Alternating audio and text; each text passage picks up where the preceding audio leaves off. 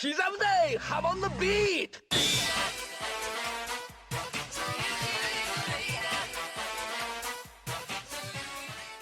Welcome back to another episode of Debunking Araki Forgot, the series where I answer your JoJo plot hole related questions. It's been a while since the last video, so after reaching out to you guys, I've put together another big list of topics. And what a better time to return to the series than after the long-awaited return of the JoJo anime only a short time ago. But first, before we get into the video, I'd like to take a moment to thank this video's sponsor, JoJo's Bizarre Adventure Golden Spirit. JoJo's Bizarre Adventure Golden Spirit is a new mobile game based on the JoJo anime series. It features a large cast of characters spanning the series from Phantom Blood to Stone Ocean, all rendered in an accurate 3D recreation of the anime style. You can assemble a team of your favorite JoJo characters which all have their own unique abilities that complement each other and the environment. The game also recreates iconic locations and story moments from the JoJo series. Based on the trailer, the game really captures the feeling of the anime and even includes a new main theme by the JoJo anime's composer Yugo Kanno. If you know me, you know I like the more obscure JoJo characters, so I could see myself putting together a team of some of the lesser known enemy stand users, and I think it would be interesting to try and make a team just from members of La Squadra, or seeing how their abilities might work with the protagonists in combinations we never got to see in the original story. This is the first ever JoJo mobile game to be released in English, so I'm very excited to have a chance to finally try one out. Click the link in the description or the pinned comment and you can sign up for the closed beta test. Participating in the beta will also give you some in-game rewards when the game officially launches. And now, back to the video. First, we have a comment from part 2. They ask, what did the Nazis do with Santana's body? I think there's some confusion here, since all the Nazis did with Santana was excavate the pillar and move it to the Mexico laboratory. So I assume this person thinks it was the Nazis that collected Santana's body after the fight with Joseph. But this is obviously not the case, since it was the Speedwagon Foundation that collected Santana, and from then on they kept his petrified body under lights so it could never escape.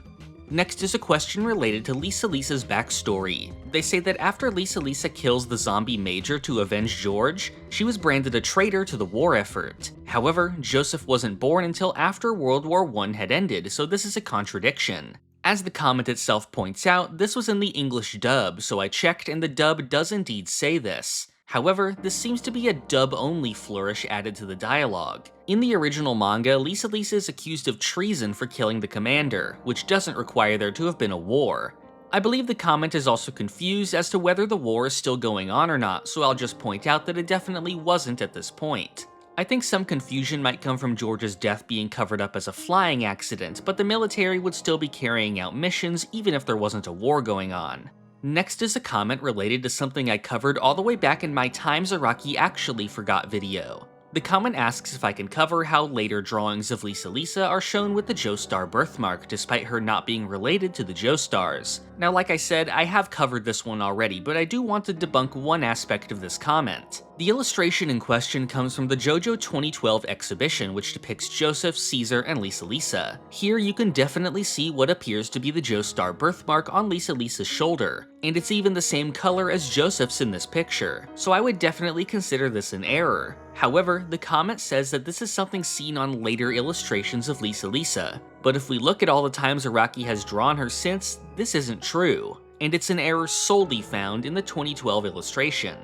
Moving on to part 3, this comment says that when Dio's coffin was opened, it was in sunlight, which obviously should have killed him and is therefore a plot hole.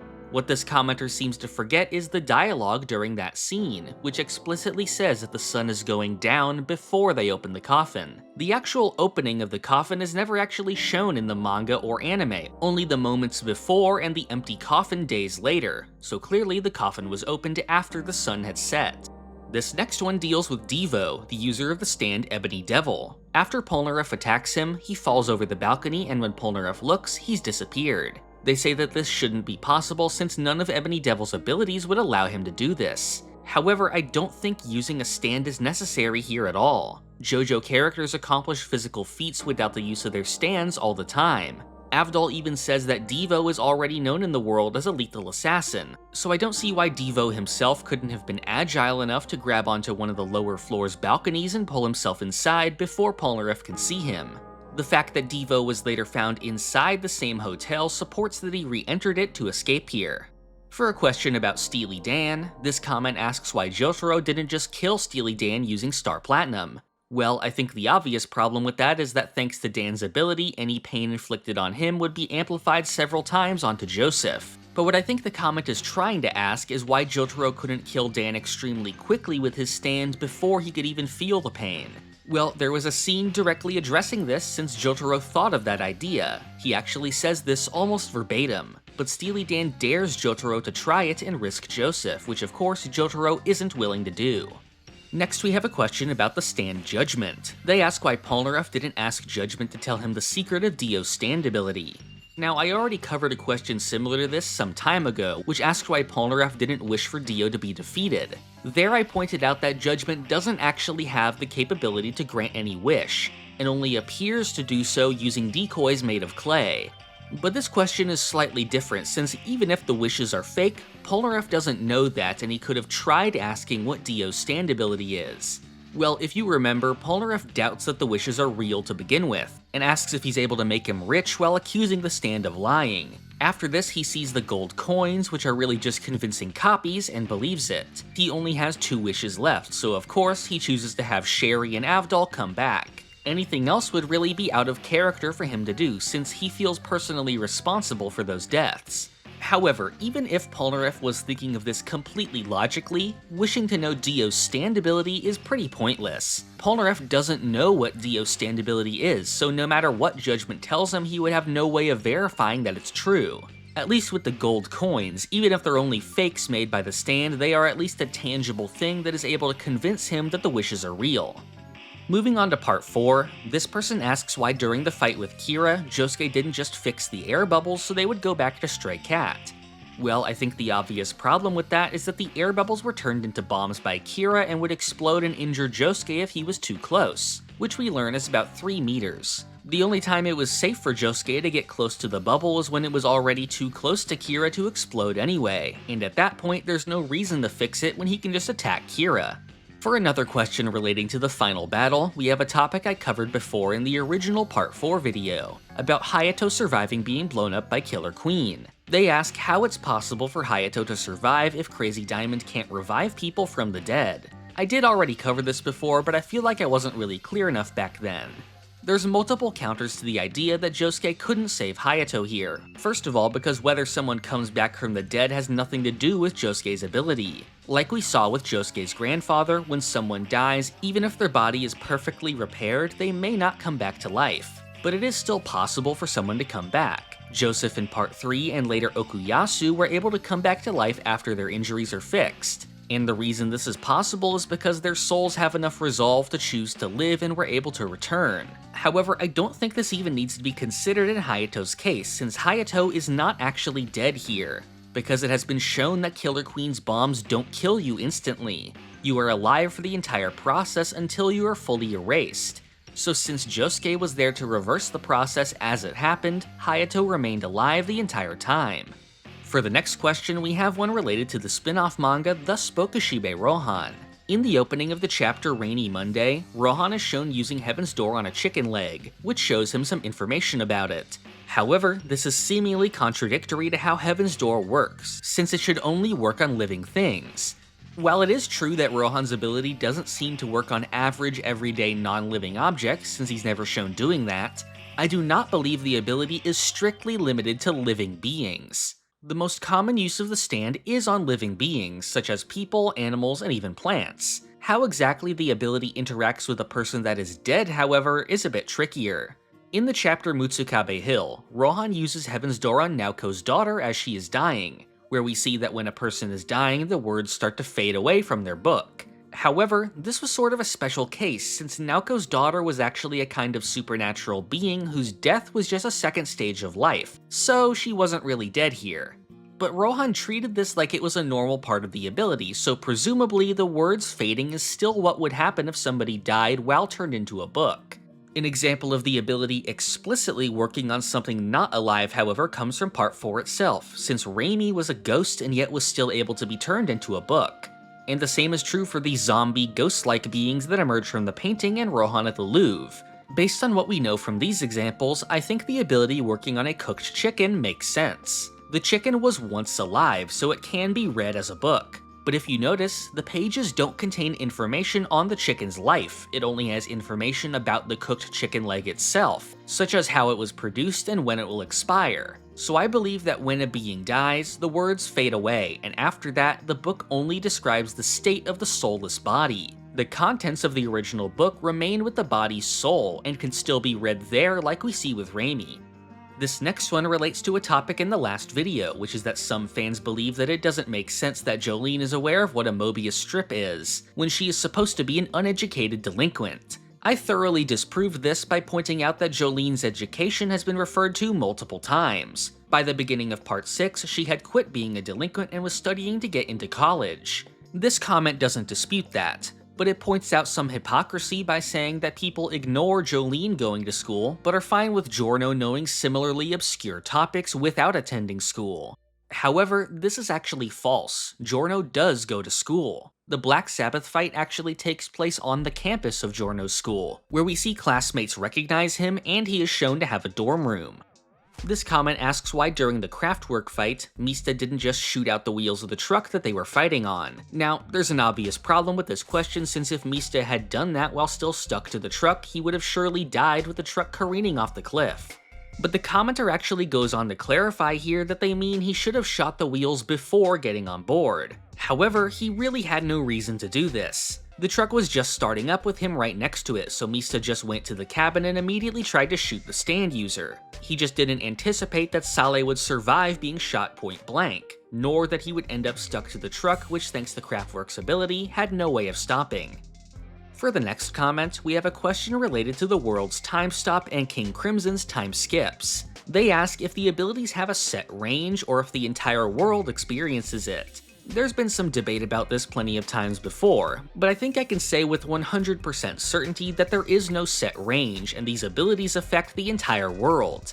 The reason should be pretty obvious if you think about it, since in this hypothetical where let's say there's a sphere of stop time that only covers one area, that would cause all sorts of problems, such as how the rotation of the Earth would affect that area, or if someone or something was caught right on the edge of the stop time.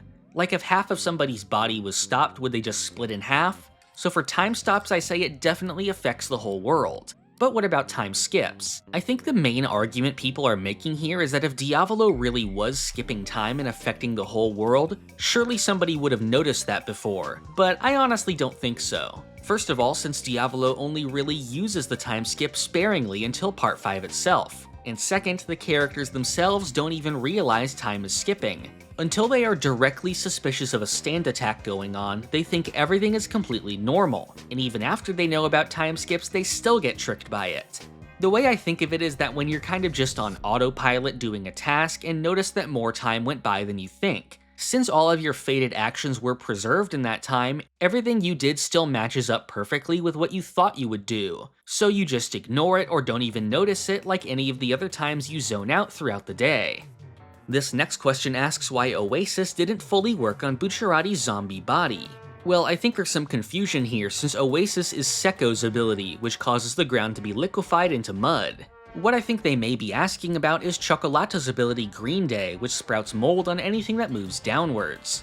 Bucciarati was shown not to be affected, and this was actually addressed by the characters in the story. Green Day only affects living things, and since Bucciarati was not living, the mold didn't grow on him. If the question really is asking why Bucciarati wasn't liquefied by Oasis, he actually was, and was shown to start melting after staying in the mud long enough. Sekko says that this happens faster the closer he is to the target, and later threatens to do it when he takes Doppio hostage. Moving on to part 6, this comment says that Araki forgot that Pucci didn't know what Star Platinum looked like to be able to show it in the White Snake dream. Since Pucci created the dream to show Manhattan Transfer's ability to Jolene and Jotaro, it shouldn't contain anything that Pucci or Jolene aren't already aware of. Already, I think you can spot the issue here, since the comment is under the impression that the dream is strictly limited to Pucci's control, or that it is entirely split between Jolene and Jotaro. I've covered this in a video before, but what actually happened here is that Jolene and Jotaro occupied the same dream. Everything from the beginning with them in the room and encountering the ability is experienced by both of them. We know this because we actually see a moment that only Jotaro would be aware of here, which takes place during a time stop. so there's no chance of this happening in a Jolene-only dream. After they wake up, Jotaro also says that they were sharing a dream. However, we also see that at some point the dream splits off. This happens when Jolene heads into the non-existent secret door and finds Emporio, where she encounters a fake Jotaro before waking up. The dream was initially structured to show off Manhattan Transfer's ability to be able to manipulate Jotaro later, so once it had been shown, the dream was no longer necessary, and so the logic of it started to fall apart. This next one has a few more questions related to Whitesnake's discs. First, they say that some of Pucci's minions, such as FF, Mirashone, and Sports Max, are shown to have 2 discs. While one is obviously the stand disc, they wonder what the other one is. Well, I think it's pretty clear that this is their memory disc. Whitesnake can extract 2 discs from a person, a stand disc and a memory disc. This was of course first shown to us with Jotaro, and much of the story revolved around getting both of his discs back to him. When Mirashone was defeated, 2 discs popped out. In the manga, it was said explicitly that one of these 2 was her memory disc, which Pucci had erased his identity from. The anime doesn't include this bit of narration, but it does add a new scene to the next episode of Pucci explaining it himself. For Sports Max, the manga also directly says that his stand and memory discs were obtained. Later, the characters are shown watching the disc, which contained a memory of a meeting between Sports Max and Whitesnake, which is how the characters learn about Dio's bone, and is why Jolene gets herself thrown into the punishment ward to find it. For Foo Fighters, while the fan translation is somewhat inconsistent in its language, the official manga translation says that 2 discs were used to create Foo Fighters, not just a stand disc, which is why we would be able to see 2 discs here. Although since FF is a conscious being, presumably a memory disc would still form on its own anyway as FF gains memories. Later, Jolene says that FF was implanted with selective memories that benefit Pucci, which is a direct mention of the fact that FF has a memory disc. In their next question, they say that when D&G is killed, a disc is shown coming out of him. However, they say that this is unlikely to be the Yo-Yo Ma stand disc, since the 2 look similar and therefore it's unlikely that he got a stand that just happened to share his design. So they ask, what disc is this? Well, the disc doesn't really have anything to do with D&G. It's actually the Foo Fighters stand disc. Moments before, Pucci says that he gave FF their stand and intellect, and that he's taking the FF disc back. He starts to extract it with Whitesnake, but FF shoots themselves, sending the disc flying away and spilling plankton juice on D&G. This kills him, and the chunks of FF carry their disc away, so you can see that this isn't the Yo-Yo Ma disc. Their last question mentions how at times discs are shown to be extracted from people even without the use of Whitesnake, and asks how that's possible. While the manga doesn't go fully in depth on the mechanics of the discs, I think it's made clear that it's just a property of the discs that they're able to come back out without Whitesnake's help. It seems that when a person is knocked out, their discs eject. We first saw this when Hermes knocks out McQueen with the mops, and the discs both eject, which led to Hermes taking his memory disc and learning about Whitesnake. And the other characters I mentioned before, whose discs were ejected after being knocked out or were left behind after their death. The way I think of it is that once Whitesnake uses its ability on you, the discs have now been unlocked and can be removed or inserted freely from then on. The example the comment mentions is Weather Report's final action, when he allowed his stand disc to eject when Pucci killed him, leaving it behind for the others. While Pucci never messed with Weather's stand disc, he did previously extract his memory disc, which may be what unlocked him for this to happen later. Alternatively, since Weather was being touched by Whitesnake in that moment and understood how the discs work, he may have been able to sort of use Whitesnake's own ability against Pucci by letting this attack extract the disc.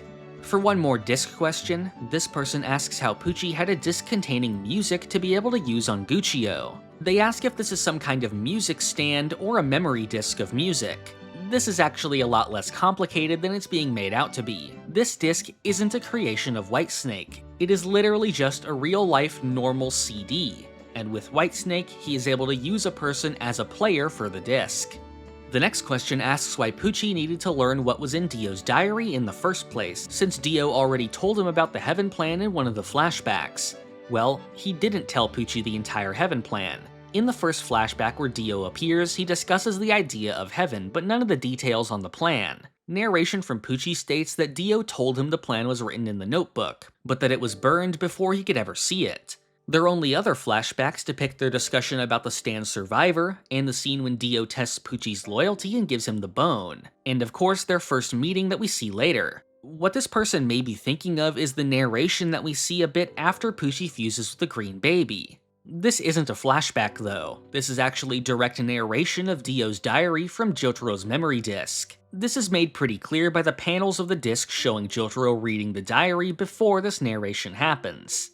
For another Heaven Plan question, this person says that Dio knows fate and therefore should have known that Pucci would die and the plan would fail. I'm not exactly sure what this person is talking about since nowhere was it said that Dio knew what was fated to happen. Dio had an understanding of the mechanics of fate and structured his philosophy around it, but it was never indicated that he knew the future. Now, he was connected to Enya, who is a fortune teller, but again, that doesn't mean they have perfect knowledge of the future. She would just have the same kind of divination as Avdol does. In fact, it's pretty clear that Dio had no knowledge of the future, since we know he did not expect to lose to Jotaro at the end of Part 3. That ended up setting back the Heaven Plan for decades, so it was clearly not something he saw coming. This person asks why during the fight with Bohemian Rhapsody, Anasui was able to interact with the store owner, when we had seen that when you are separated from your body by Bohemian Rhapsody, people aren't able to see you. This one is pretty simple, since the store owner is also under the effects of Bohemian Rhapsody. We see moments later that he takes the form of the Prince of Snow White. Next, this person asks why in the fight with Weather, Pucci didn't just remove his stand disc again like he did before to end the fight. This isn't quite so simple, however. We know that Pucci isn't able to just remove discs as he pleases. He needs to catch someone off guard to be able to do it. This is why in his first appearance he used Manhattan Transfer to distract Jotaro and attack. Back when Pucci first removed Weather's discs, Weather had only recently awakened a stand and had no idea Pucci had any kind of ability, so he was able to more easily get the drop on him here. But now when Weather is an experienced stand user, that isn't an option and he just has to defeat him. This next comment asks why exactly Seaboon's gravity powers allowed Pucci to levitate using a window frame. They ask why the frame is really necessary since as the center of gravity, Pucci should just be able to levitate on his own. Seamoon is a pretty complicated sounding ability, so it is natural to be confused, but if you break it down, it quickly starts to make more sense. With Seamoon active, Pucci is the center of gravity, meaning everything falls away from him. We see the effects of this throughout the fight, with objects adjacent to him falling sideways and things above him falling up. So of course, objects below Pucci fall down. Pucci himself is actually still affected by gravity, but since he acts as the center, down is wherever he orients himself, which is why he can walk on walls. I assume the main question here is why the things below Pucci don't fall away from him, leaving him floating in the air. But if you think about it, the downward gravity from Pucci is no different than the gravity you experience in real life. The ground under your feet is falling, but it is stopped by the rest of the ground underneath it. Seamoon's gravity has a range of 3 kilometers, so all that ground underneath Pucci is just pushing against the rest of the Earth and staying where it is. However, if Pucci places himself inside a freely moving object, like what happened with the window frame, then the upward forces of gravity from the rest of his body cause it to float upwards. Regarding the universe reset, this person asks how physical objects are able to exist in the new universe. Since we see that clothes and everything else is destroyed by acceleration, why when Emporio gets to the new universe are the buildings and everything still there?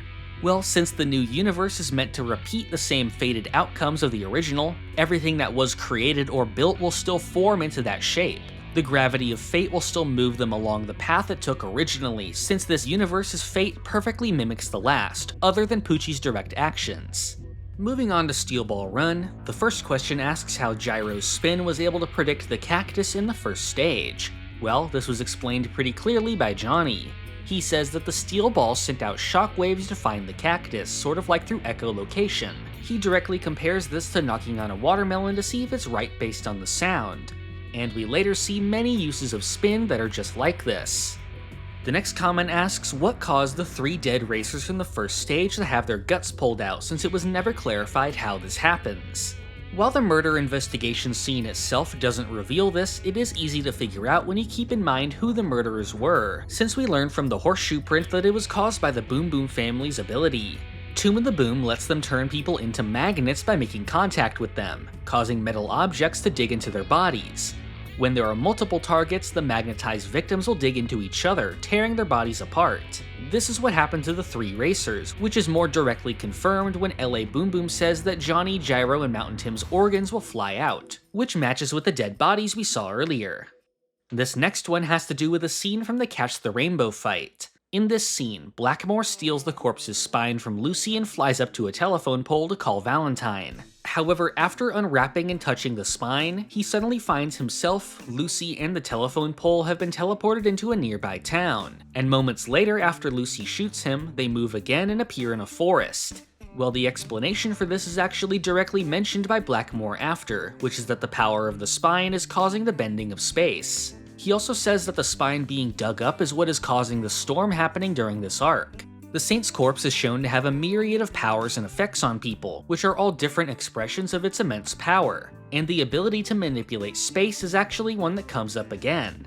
In the final battle with Valentine, the Love Train ability derived from the completed corpse started to draw objects towards Lucy. This actually makes some of the land disappear and ends up drawing the Atlantic Ocean all the way to where the battle was taking place. So this moment where the characters are shifted across great distances is just another version of this power.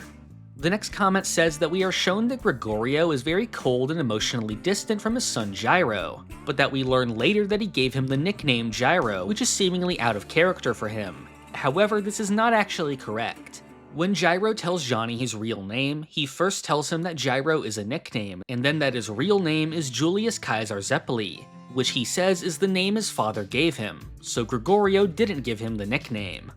This next person asks why it is that the alternate universe Valentines are so willing to die to protect the base world Valentine. You have to remember that Valentine is a very detached person. He has no care for his personal well-being and has given himself over entirely to his goal of having the United States rise above the rest of the world. One of the most important parts of Valentine's character is that his only real human connection was with his father, but that across all of the parallel worlds he has never found him again. So every other Valentine is going to be similarly detached like the main one is. Also, with Valentine's ability, he can freely move his stand and consciousness to his other bodies. The other Valentines would recognize the superiority of the base world and the Saint's corpse, and so they would easily give themselves up for it.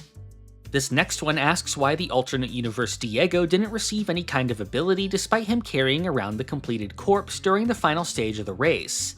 This is because you have to make physical contact with the corpse for this to happen. Like we saw earlier, the characters carried around the spine wrapped up in a cloth, and it was only after touching the spine itself that strange phenomena started to occur.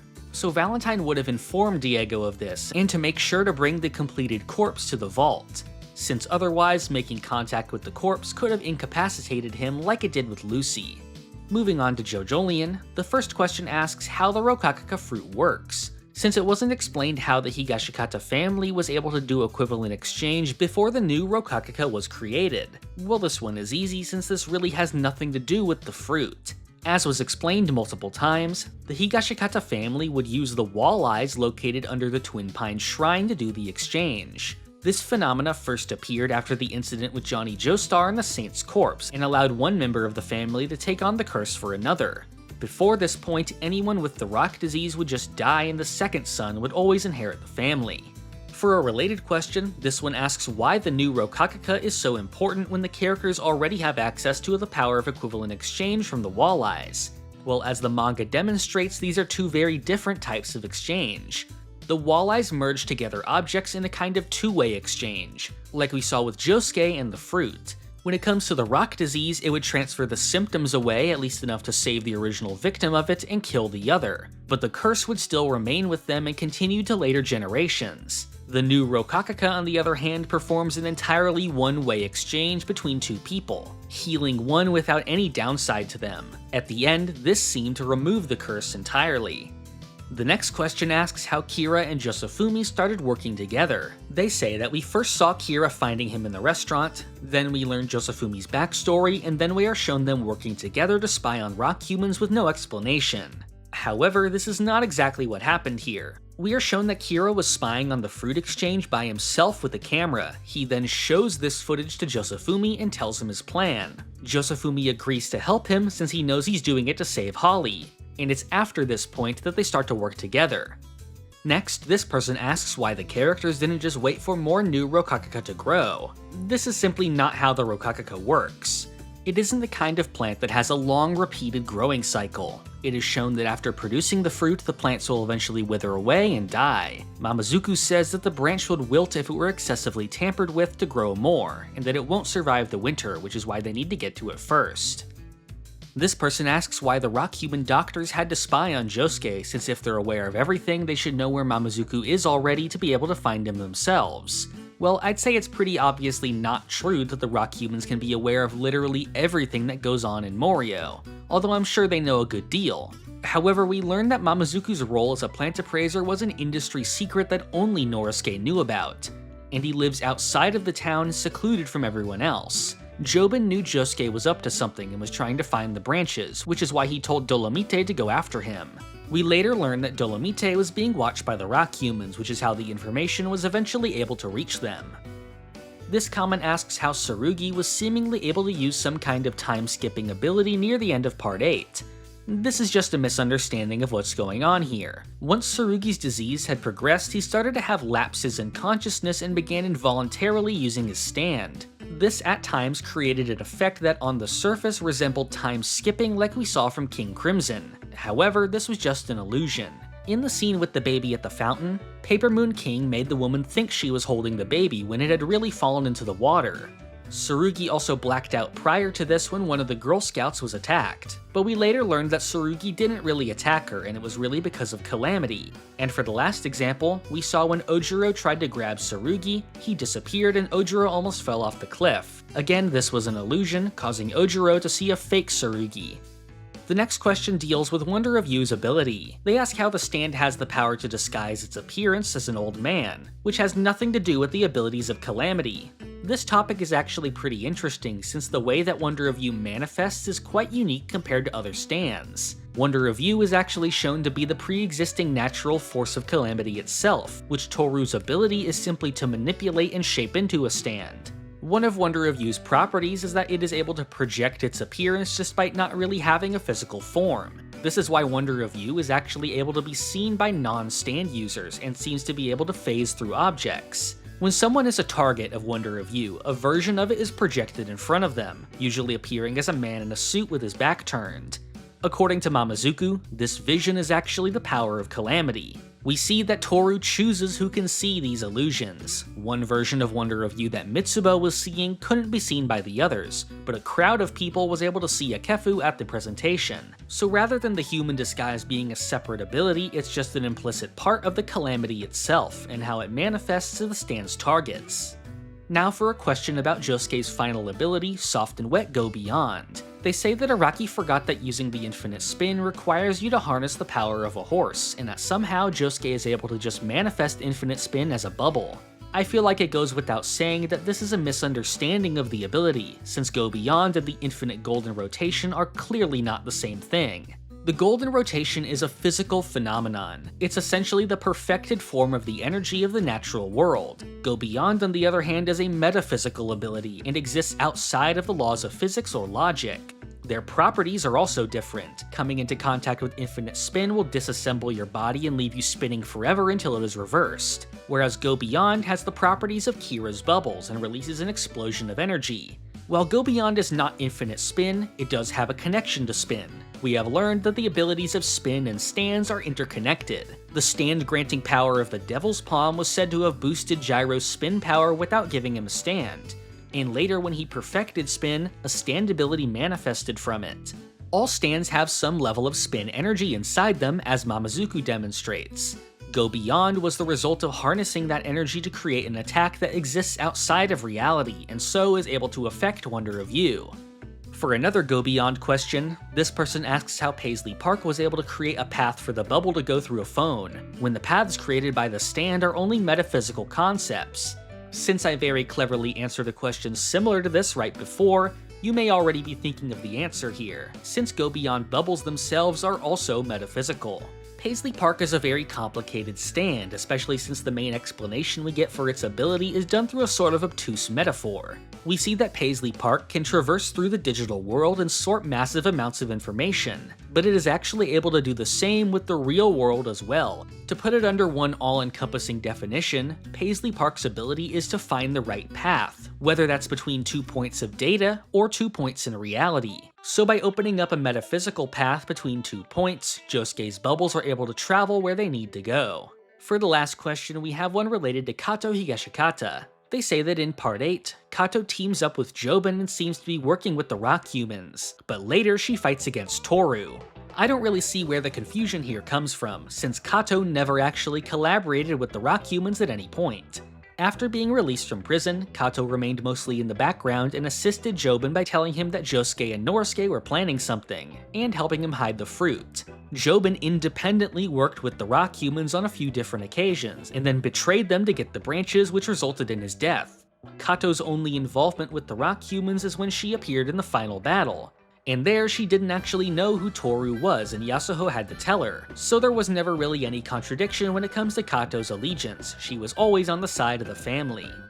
And that's every Araki Forgot topic for now. With the Steel Ball Run anime having officially begun, and more to be expected later this year, I feel like a lot more people have been talking about JoJo. I've certainly noticed an increase in viewers across the last year, with it only increasing more after the first stage dropped, so I think you can expect the next one of these videos to come along a bit faster than normal. As always, comment below with your Araki Forgot topic and I may cover it in a future video. If you want to stay updated on my new videos, make sure to subscribe and click the notification bell. You can also join the Hamon Beat Discord to be updated on new videos and JoJo news. Finally, I'd appreciate if you help support the channel on Patreon or by becoming a YouTube member. All supporters get featured in the credits and can submit viewer questions. This video's question comes from Fat Pug. They ask, is Rohan Goes to Gucci canon? Since unlike the Jolene Gucci one-shot, it doesn't conflict with the original manga. I've gone over a more detailed breakdown of what is considered canon in a full video, but for the Gucci one-shot, it is an interesting question.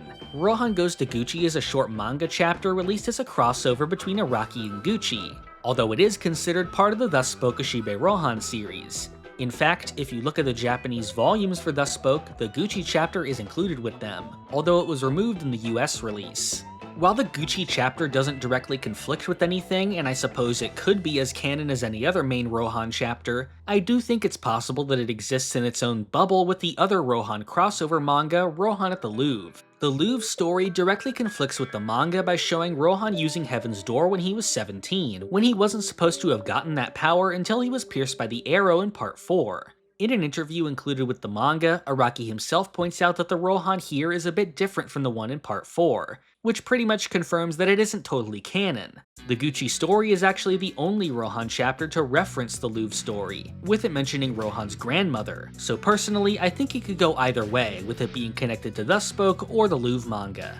If you want to submit a question, you can become a patron or member at any tier. On Patreon, you can leave the question in the community chat located on the left side of the screen, or through a direct message. And on YouTube, you can leave it in the members-only community post. I try to answer one question per video, so feel free to leave as many as you want. Thank you for watching. This is the part of the video where I thank my $5 and up patrons and members. Thank you to Doorbell, Crayon, RigoVids, Pumpkin Doge, Sponge Cake, Cakext, Feliciano Rabaja, Christian McDonough, Pulse Dog, Rob Goliath, Big T, Gold, Red Hot Mayonnaise, Baxtonius, Zenkai, Keenan, Saint Bobo, John Garcia, Crank and Plank, Fran Studios, Shin Megami Tensei Film Reviews, Griffiono, Fiddlehead, Justice, Joao Marchins, Danilo K, Kali, Javier's Milk, Billy the Corgi, Time Lord, Moist Daddy Tom, Ivy D. Frost, and Daisuke Z.